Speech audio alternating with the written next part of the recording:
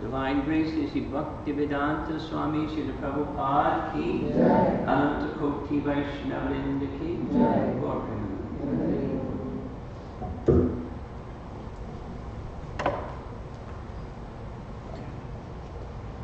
Om Namo Bhagavate Vasudevaya. Om Namo Bhagavate Vasudevaya. Bhagavate Vasudevaya. Om Namo Bhagavate Vasudevaya. Namo Bhagavate Vasudevaya. Om Namo Bhagavate Vasudevaya.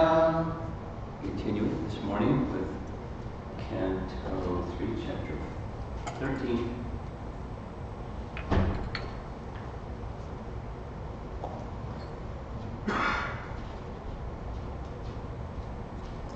Starting with text 36,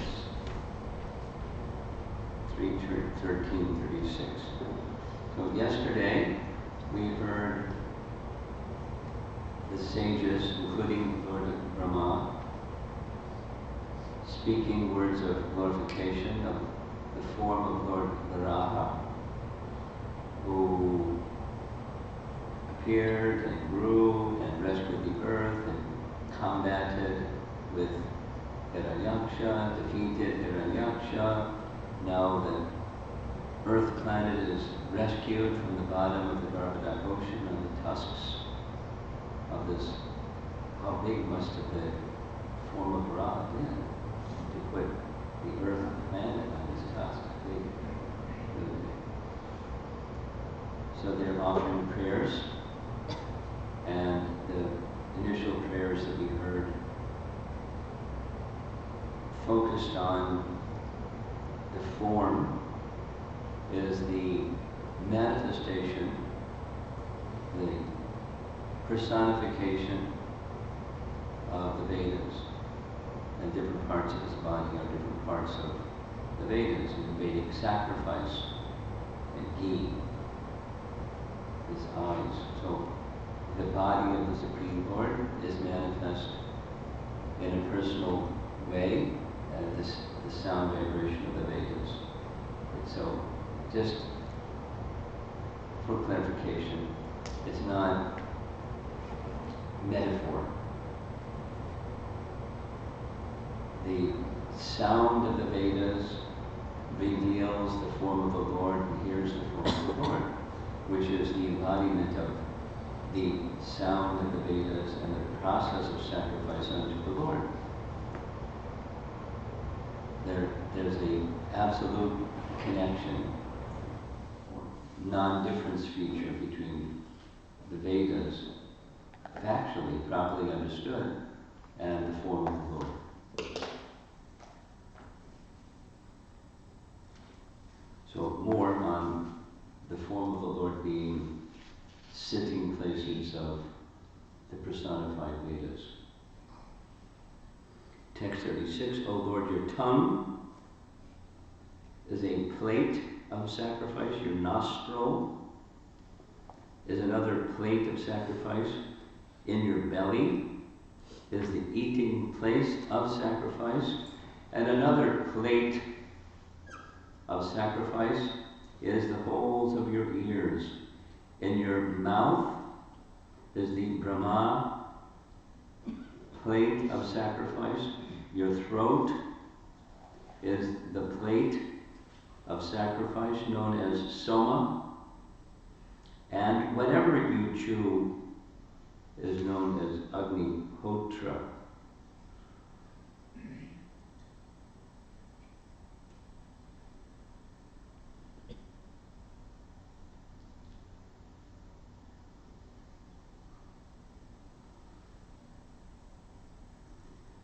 So the word that's used in the Sanskrit for plate that Prabhupada is repeating again and again, it's just the first word in the Sanskrit, shrak.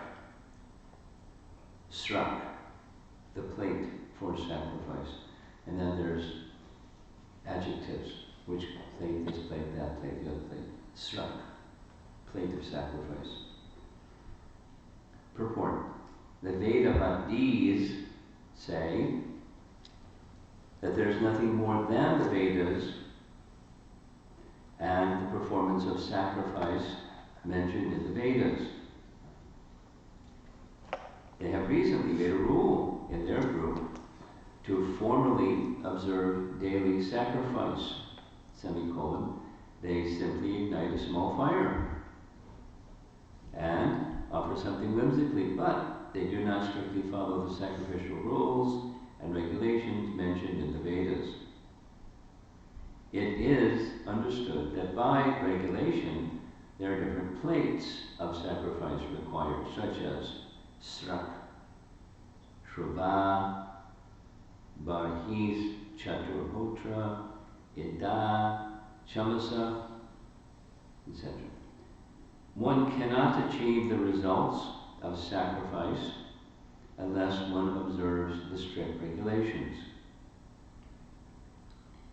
In this age, there's practically no facility for performing sacrifices in strict discipline. Therefore, in this age of Kali, there is a stricture regarding such sacrifices, colon. It is explicitly directed that one should perform Sankirtan Yajna and nothing more. The incarnation of the Supreme Lord is Yogeshwara, and unless one has respect for the incarnation of the Lord, he cannot perfectly perform sacrifice. In other words, taking shelter of the Lord and rendering service unto him is the factual performance of all sacrifices explained herein. Different plates of sacrifice correspond to different parts of the body of the Lord's incarnation. In the Srimad Bhagavatam 11th canto, it is explicitly directed that one should perform Sankirtan Yajna to please the Lord's incarnation. As Sri Chaitanya Mahaprabhu This should this should be rigidly followed in order to achieve the result of yogic performance. And the next verse has no purport, but it's,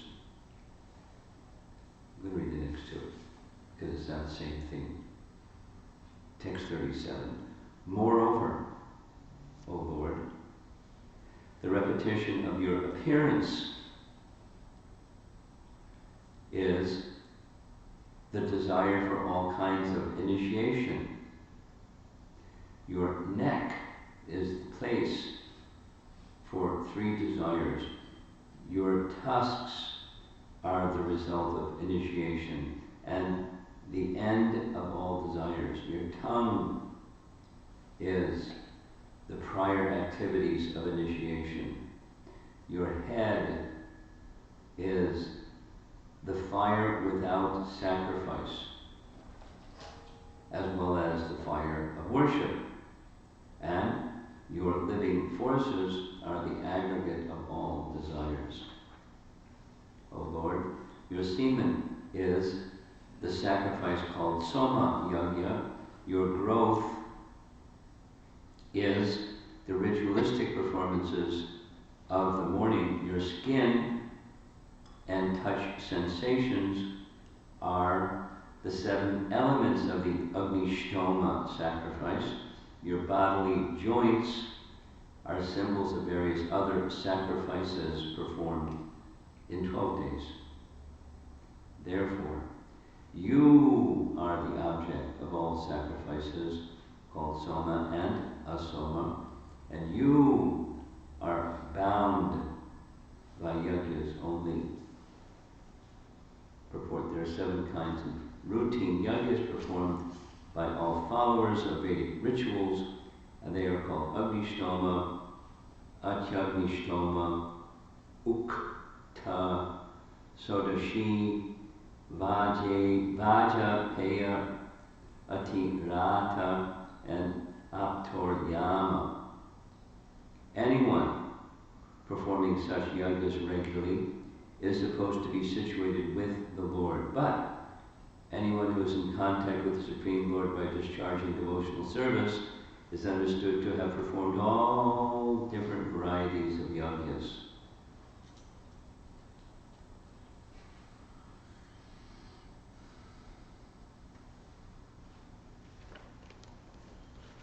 We know from Bhagavad Gita that the Supreme Lord is situated in the act of sacrifice. And in Bhagavad Gita, Krishna says, some people like sacrifice this, that, the other thing, the other thing, the other thing. They're in that diversity. The principle is the Lord is situated there. So to connect with the Lord, these processes of sacrifice are found within the Vedas to make that connection. And where does it all lead to? The connection. The connection leads to devotional service. It's not that the performance of yagya is not devotional service, depending upon the consciousness of the performer. The behavior is not itself transcendence. The consciousness behind the behavior is where transcendence is situated. So, in other words, ritualistic performance, let's just suppose there are brahmanas capable of doing ritualistic performances flawlessly. Let's just imagine that for a moment. Depending upon the consciousness of the ritualistic performer, the karma kanda performer, there's more or less connection with transcendence, with the Lord. He is situated there, just like when we chant or when we see the deity. There's a very easy one to understand. People see the deity, and some people see the deity wood, stone, metal. Some people see the deity as the Supreme Lord. There's Radha Krishna. And then there's people in between. So depending upon the consciousness the object, the deity form, which is a merciful manifestation of the Supreme Personality of Godhead, they'll experience according to their consciousness. There's reciprocation, or the name, the Hare Krishna Mahamantra. Each of us have a different stage of evolved consciousness, and our experience is going to be corresponding to that consciousness. Doesn't mean the name is less than transcendence, is less than everything that Krishna is. But our experience of that will be different. So now back to the principle of sacrifice. The principle of sacrifice, in that principle of sacrifice, transcendence is situated. But depending upon the consciousness of the sacrificer, it's going to be, the experience is going to be different. So part of the requirement in Vedic rule is the elements have to be perfect. The procedure has to be perfect, the mantras have to be done perfectly, everything has to be done perfectly. And when everything is done perfectly, then the Lord is situated there. One can experience the Lord being situated there. In Brihad Bhagavatamrita, we learn something about the planets above Swarga. In the planets above Swarga, so Bhu Loka, Bhuvar Loka, Swarga Loka. The one above that is Maharloka. In Maharloka, according to Brihad Bhagavatamrita's explanation, in Maharloka there are grihastas, husband and wife, where the wife is assisting the husband is engaged in acts of sacrifice. And they really like sacrifice. They don't have male-female attraction, they simply like sacrifice because when they perform in Maharloka, when they perform sacrifice, the Lord of sacrifice appears from the fire and extends his hand and receives everything they're offering, and they like. More than heaven, they like seeing the form of the Lord. And so they just do continuous yajna. As soon as the yajna is over, the Lord recedes into the fire, they start into the next yajna. They want to be in direct communion with the Lord of sacrifice. So back down to Swargaloka, or down to Bhuvloka, where we are. There must be faith that in the act of sacrifice, the Lord is being propitiated and satisfied. So, depending upon the consciousness of the performer, the experience will be different. It can simply be a ritual so that I can get piety, so that I can prosper in this life and go to Swarga in the next life. And many people think that's it. And some other people think the purpose of yajna is to become acquainted with Brahman and enter into Brahman.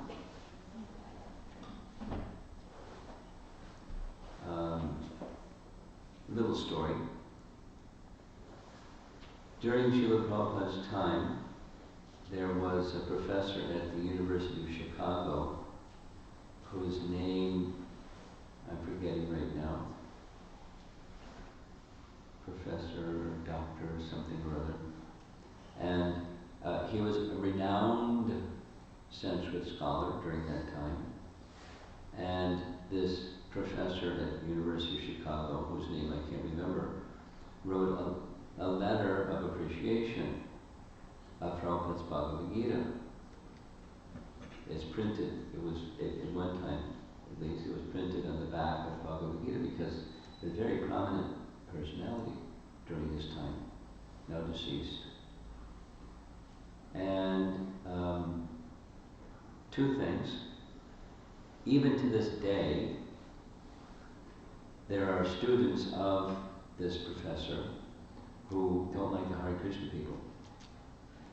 And the reason they don't like the Hare Krishna people is, the inside story is, this professor was drunk, and the devotees that had some relationship with him gave him an appreciation letter to sign, and he signed it. And that's what was published. So they objected to the strategy. It wasn't exactly a strategy. They asked him to sign it. He happened to be drunk, and he signed it. So they published it. But his view was, he was a Mayavadi. And he didn't like bhakti, he liked Mayavada. But he, had to recognize Prabhupada's scholarship, although he didn't agree with the conclusion of bhakti. There was tension between this professor, whose name I can't remember, and Prabhupada, and thus the Hare Krishna movement. So when we have tried to go there to do something at the University of Chicago, we meet resistance of people that remember that event.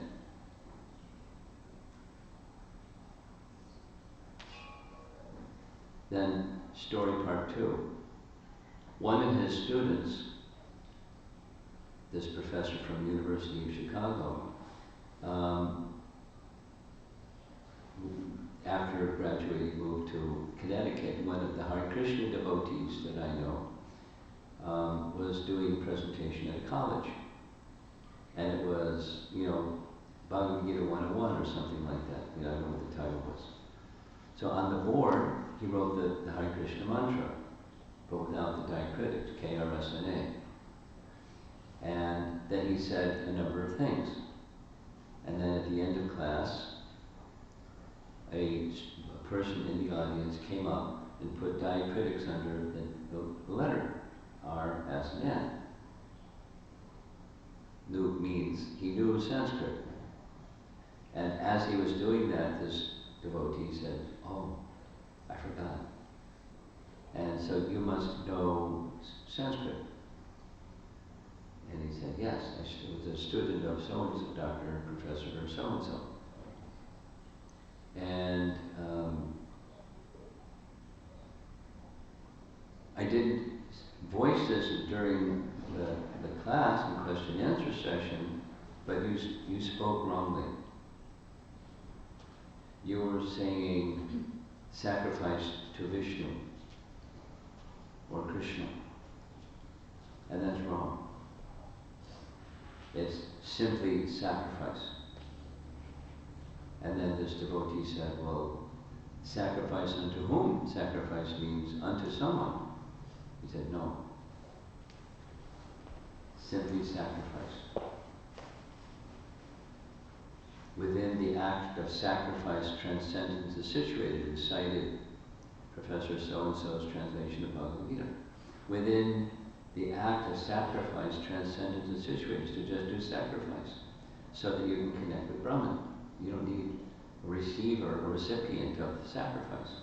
It's just the act of sacrifice. Within it is transcendence. So some people, depending upon the performer of sacrifice, they get a different result. Some say, let's prosper in this life. Some say, let's go to heaven in the next life. Some say, let's become one with Brahman. And these sages, the Bhagavatam is helping us understand, and Bhagavad Gita, the sacrifice, when done properly, it's very complicated, very technical. All the elements must be just precise. Not so with the chanting of Hare Krishna mantra. Not that if you have the flag in the wrong place, or it's the wrong color, or etc., or there's some intonation, your pronunciation is not precise, and the meter, all the rules. There's no niyamatak smarane nikala. There's no rules. There's no hard and fast rules for chanting of holy name. In contrast, for Vedic sacrifices, they're hard and fast rules. And supposing somebody knows, Prabhupada's purport is saying, there's a new invention that says you don't have to follow the hard and fast rules, you just do this, what is described here. That's a concoction. You won't get the result. And that's if you did know how to follow the rules and you could perfectly follow the rules. When there's, I don't know the detail, but in Vedic sacrifice, there's 4 categories of priests who are to be present, formal categories, and one of them is a referee. If somebody makes a mistake over here, there, or there, he blows a whistle, stop. And it has to be done precisely, so they go back and redo it again. Now our chanting Hare Krishna is not like that. If we're distracted when we're chanting Hare Krishna, we have to go back to beat number 1 and do it all over again. We'd be chanting long. That was the case. We try to become attentive instead of distracted. But that's the practice part. Practice towards Sharanagati, taking shelter. Full shelter. No, we'll get less benefit if we're chanting distractedly than if we're chanting attentively. But even the distracted chanting, that's Abbas chanting, is very powerful. And Krishna is recognizing our effort of calling his name. And that's very powerful. That's the mercy part, our distracted chanting. And we should be striving for undistracted chanting. That's the clearing element. So that's within the purport twice. Again and again and again. It's directly stated. Canto 11. The sacrifice for the sage is the chanting of the holy name. And other sacrifices elsewhere, other sacrifices are not possible. That is to say, they won't be effective. Why? Because the priests, the perfection, the purity of try to find something pure. Gosh.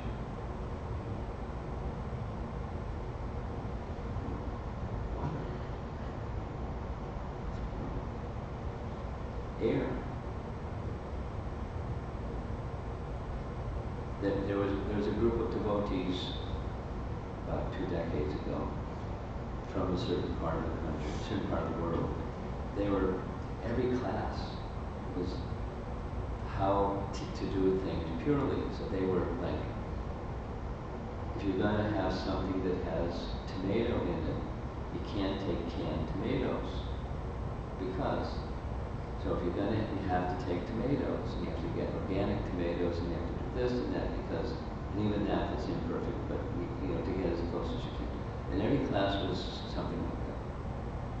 In this age of Kali, what's pure?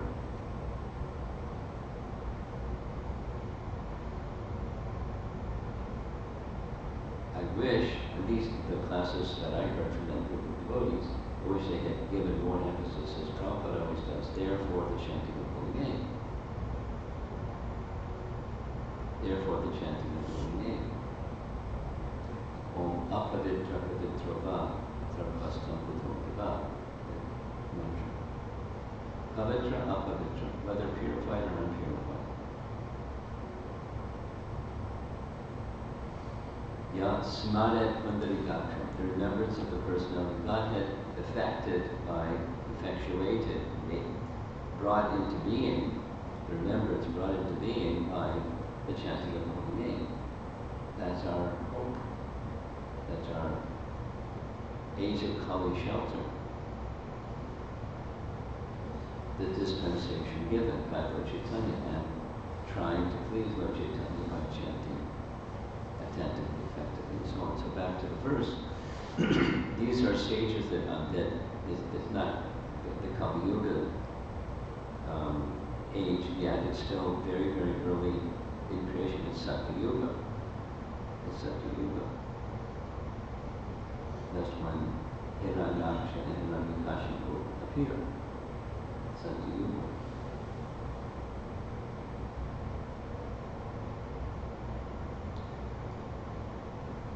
They understand that the principle of sacrifice is to see the Lord, and the acts of sacrifice are offering to different parts of the body of the Lord, etc.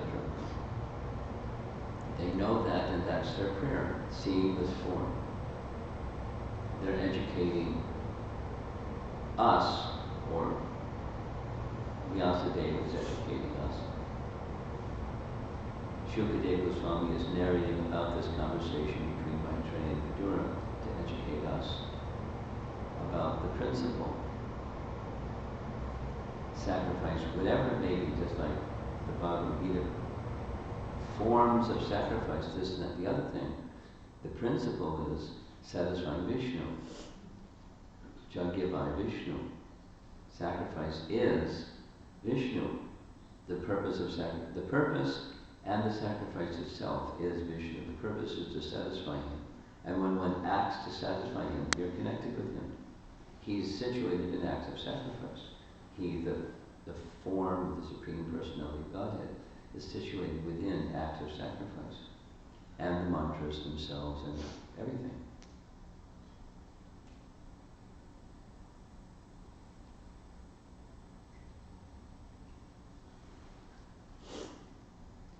Brahmarpanam Brahmahavir Brahmagna Brahmanahutam, that verse from Bhagavad Gita. I was told by one Bengali gentleman, who I found out later he had written his own commentary on Bhagavad Gita, his own commentary on Bhagavad Gita. You know, this is in our present time. His own commentary on Bhagavad Gita. Following the line of Shankaracharya, he explained that in ISKCON, you have these prayers that you recite before you take your meal. Sharira Vidyajam, etc. So in Shingeri Mat, they recite that verse, Brahmarpanam Brahmahavir, because in the act of sacrifice, by reciting that Bhagavad Gita verse, the food is now in transcendence. That's, you know, they're eating transcendence because of the act of sacrifice, because within the act of sacrifice, transcendence is situated. There's no personality of Godhead involved, it's just the act of sacrifice. That's their notion, their conception. Bhagavatam is taking us to the personal, the Bhagavan feature. Bhagavat, Purana, taking us to the personal feature. So these statements by the sages, seeing Lord Varaha, that's also what's being done here, taking us to the shelter of the personality of Godhead in one of its amazing forms, Lord Varaha. Their prayers are helping us understand that form. And the processes within the Vedic system, the process of sacrifice, with many details that I don't know anything about. Now, one last thing.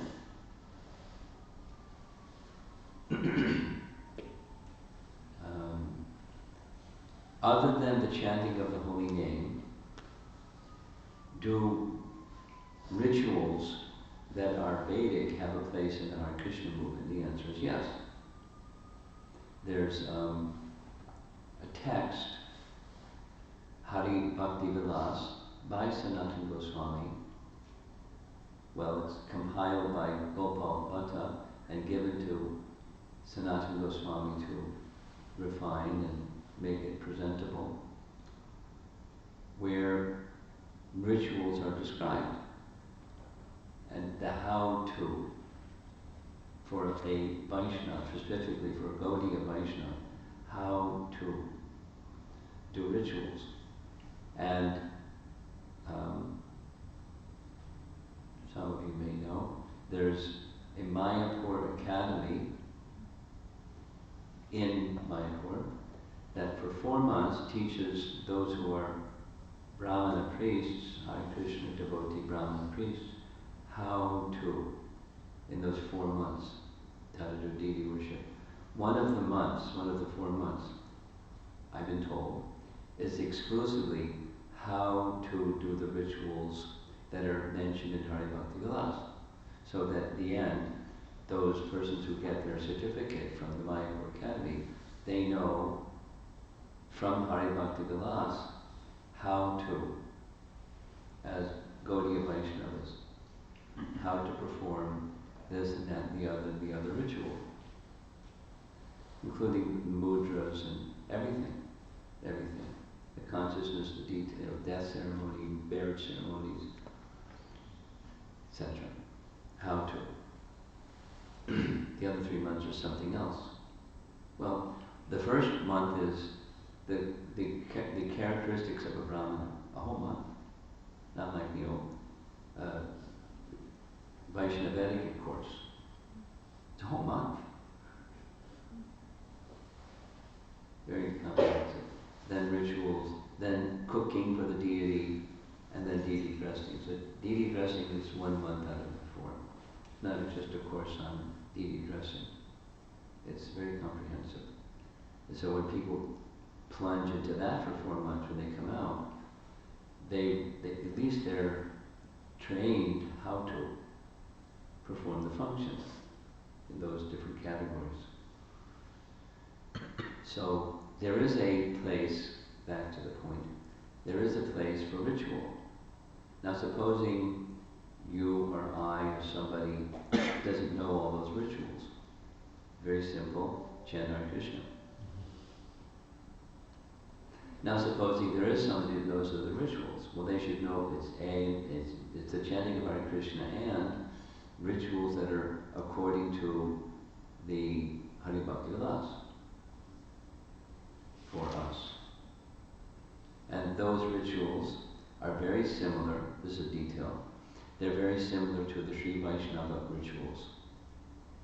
And one of the reasons is that Gopal Bhatta Goswami is the compiler of the text, which he then gave to Sanatana Goswami. And he was the son of the chief priest of Sri Lanka. He knew all the rituals, being the son of a father that knew all the rituals. He was trained. So he just, but he also knew the teachings of Chaitanya Mahaprabhu, and he, whatever the right word is, adapted the mantras and the procedures, etc., to conform with the teachings of Chaitanya Mahaprabhu. He was empowered and gifted in that way. And Sanatana Goswami certainly, recipient of Chaitanya Mahaprabhu's mercy, knew how to refine it and present it in the manner that is now available in Sanskrit. And there are translators working on a translation, but they have to be really careful because persons will follow whatever is in that translated text. And it's, it's a little on the technical side, some parts of it. So there is a place for these rituals, and side by side is the chanting of the Hare Krishna mantra.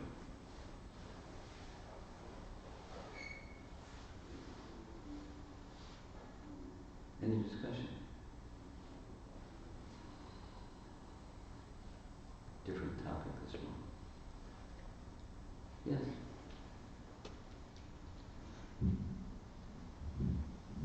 Hare Krishna Maharaj. If Hare Krishna mantra encompasses whatever is may be achieved by rituals, why do rituals? Why not? Each of us have our nature, and part of the nature of people in this world is they like rituals.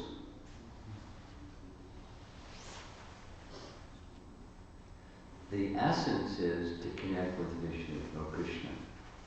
So if that helps people connect with Vishnu or Krishna, why not? It's not needed. But, some people like. I mean, it's not just, to pat people on the head. It is a fact that there's acts of sacrifice, that there's Vishnu situated in those acts of sacrifice. It's part of the Vedic system. And it encompasses people that have propensities like that. Supposing somebody, you or somebody, doesn't have a propensity like that. They're not a loser. They're not a failure, Having the capacity to have simply faith in the holy name, that's very special. Why marriage? Some people have that propensity. So there is a procedure for how to be married in a Vedic manner. That's acts of sacrifice. Lord Vishnu is situated within that. That's part of Hari Bhakti Vilas. It's a procedure to be followed when there's marriage.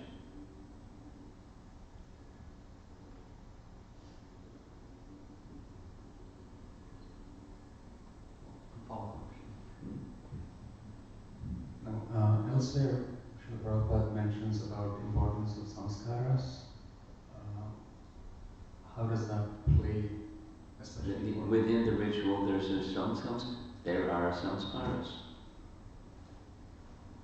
I mean, just take the example of weddings. Take the example of deity installation. When that lovely day comes that the TOVP is, finished, and at least the deities are moved from where they are to where they're going to be, it'll be a grand ceremony. It'll span some number of days.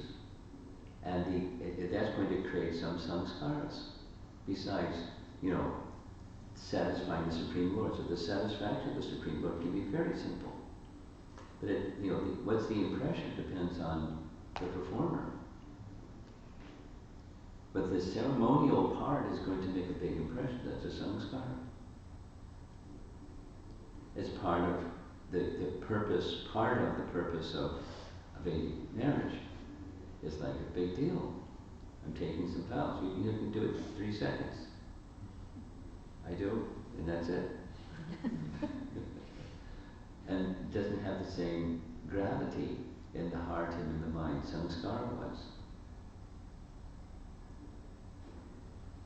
Yeah.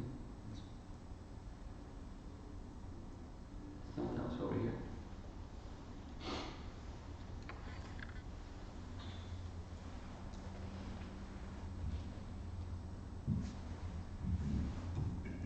We're on. It's good. Krishna Maharaj, when we are working towards developing those loving exchange Yes. among ourselves, Yes. and You put it very nicely. how do we properly pray for others? I mean, we pray for ourselves most of the time, and Krishna is happy because we are still going to him. But he's more happy when we pray for other people, right? No. It's part of our life, and certainly it's pleasing when we get out of what's my space. Is pleasing that we have interest in the well-being of others, but not more pleasing than your own well-being. Charity starts at home before you go to others. I'm also including my children when I say others. Okay, fine. So, of course, friends and... Yeah, sure. So, how do we, when we are in front of Krishna? How do we pray in front of Krishna for our children? Our children. And others. Others, anybody, like properly, because we have to be very careful what we are praying for. That's correct. So you reveal your heart. Right. Because if you don't reveal your heart, Krishna knows what's in your heart anyways. So you just reveal what's in your heart. And, it's those people that analyze prayers, it's called a request. There's a Sanskrit term. And on behalf of the Supreme, to direct it to the Supreme Lord, on behalf of someone, you're making a request. You may make the request of yourself. I'm whatever it is, and please help me in this troubled circumstance kind of request. And over there is somebody that one of our members had to go to the hospital. So that member that had to go to the hospital, you're standing before the deity, please show your mercy to this nice devotee who's in our community. And, most likely they'll be okay, but, please be kind upon them. Allow them to continue their service, if you so desire. This is Prabhupada's phrase to help us understand how to pray for him. My dear Lord Krishna, if you so desire.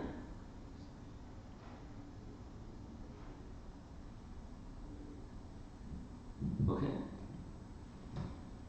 Thank you, Maharaj. Yeah. Hare Krishna Maharaj, I have a minor question. Is Veda Vadi the same as Veda Vada Rata? Yes. Okay. It just, I don't know the technical Sanskrit rule, but it's indicating the same personality. Vadi is one who has this Vada, the possessor of a certain view. Veda Vadi, that's the person. Veda Vada Rata that's the conception that they hold. So I'm sure there's some Sanskrit rule that says the nominative and the ablative and the ablative and the I don't know those rules, but it's the same person. Okay. Hare Krishna Maharaj. I'm trying to understand for myself how can I make my chanting more personal, More personal. and more undistracted. What is the main ingredient I should be focusing on? More personal. What was the second? More Undistracted, more attentive. Non-distracted, undistracted, focused. Focus.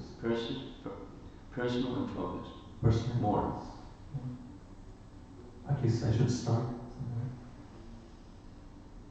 Well, the start is the desire itself. That's the start.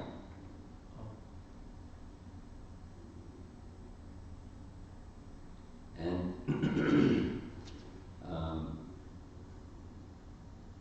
then comes practice in that consciousness. My reading of Vishwanath Chakravarti Thakur says, he didn't use these words, but more important than this technique, this tool, that procedure, more important is the consciousness. The desire, the striving for more personal, more focused. And then to that consciousness behind some tool or some strategy, then it's effective. To the degree that consciousness is strong, it's effective. So there can be so many different strategies, approaches, tools, methods, systems that don't get you there, because it stays without the vitality and life of bhakti. So the vitality and life of bhakti is, I wish to be more connected, I wish to be more personal, I wish to be more focused, leaving aside other things and just this one thing. So how do I come to that? The hankering to come to that is the essence of how to come to that. So I could say, here's something. Or here's 3 somethings you can do. And no harm. But it's not that other than those 3 you will make it. Or even if you do those 3, if the consciousness is sufficiently strong, you're going to make it, because you just did the right thing.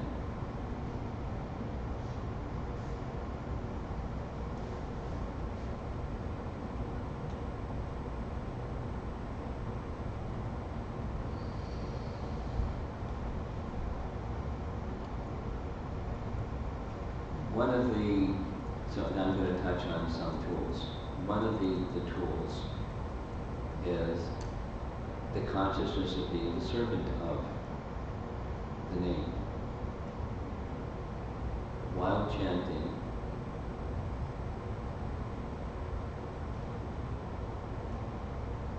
strive for the consciousness of being the servant of the name. So included is to serve the name means the name is personal. So that's just a subset. But how to connect with that concept is active service to the name. As I'm chanting, I wish to be this to be part of my life of service to you, the holy name. And as you chant like that, then during the day your activities are also service to the name, and that so your daytime connects with your chanting time connects with your daytime. Service to the name. Taksha Krishna Nama Adida Jaya. Seva Mukhi Hi Jivada. That's the scriptural reference. Swami was Paratita. Prabhupada's translation is, then one can understand who Krishna really is. That's personal, not just notional. Through the medium of service to the name. I mean, just do that and keep striving.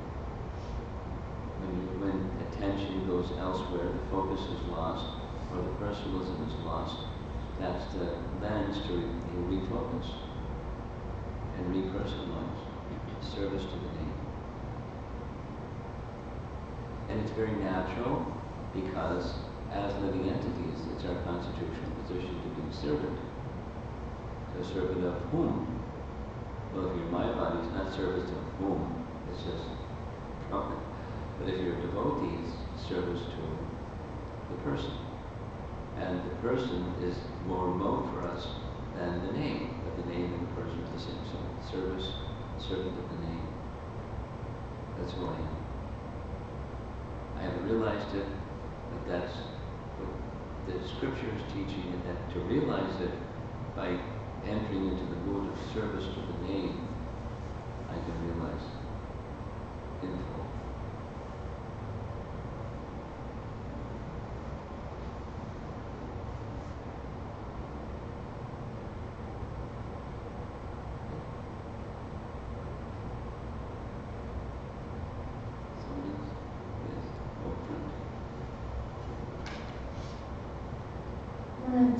I wanted to understand some clarification about Mahaloka and Tapaloka.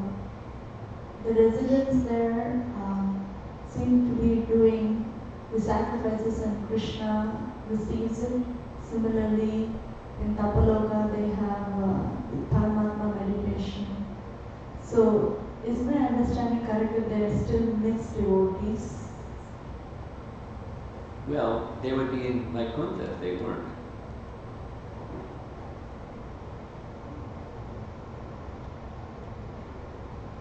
So then the next question is, what's the distinction between their consciousness and Vaikuntha consciousness? What's the mix that's in their consciousness that's different than Vaikuntha? It's very delicate, and rather than try to right now at this moment go into it, I recommend. I was thinking to maybe do this in an upcoming japa retreat or something like that, festival we name. The discussion that takes place between Narada and Gopakumar, when Narada is lauding Gopakumar that you didn't stay in Tapaloka, although they made this strong appeal about meditation. The argument with meditation is, Gopakumar, you want to see Madan Gopal? We see him all the time. And because seeing takes place in the mind before it takes place in the eye or any of the senses, so Just do meditation, Gopakumar. And it, sounded persuasive. It does sound persuasive. But he moved on, and Narada gives an explanation of why that's not the same. It's the same, but it's not the same. There's something. What's the something missing? It's not exactly. Yes, it's mixed, or less than Shuddha, or Vishuddha. So read that section, and you get an answer to your question. It's like it's subtle. They're exalted persons. Gosh. But Maharloka and Tapaloka, exalted persons.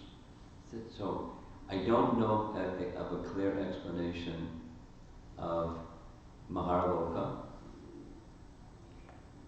and what's the mix or less than perfect element in their performance of sacrifice.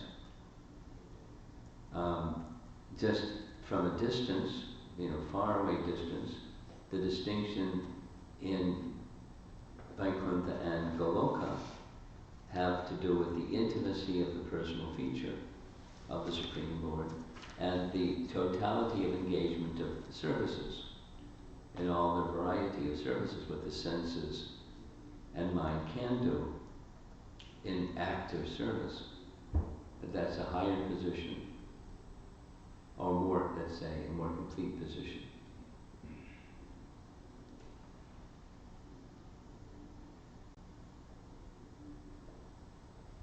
Anything else? Yes? Guru Maharaj, as a follow-up to Mataji's question, as they are in that mixed platform, the devotees in Mahaloka and Tapaloka, so there is still a chance for them to fall down. Yeah, sure, why not?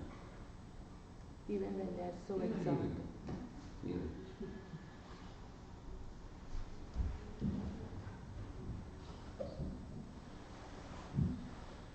Maharaj, what is our consciousness in performing certain samskaras from the Hari Bhakti Vilas? In performing what? Samskaras from the Hari Bhakti Vilas. Samskaras? According to, yeah. Well, it depends on the person, what her consciousness is. But, it's from a very practical position to take is, I'm down here, the ball is way up there.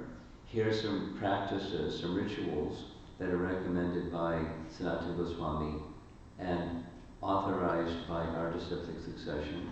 I'm way down here. There's some sacrifices being performed that I don't understand fully, I don't have full realization of, but I have faith in those who are trained and properly following Krishna's being pleased, so let me participate.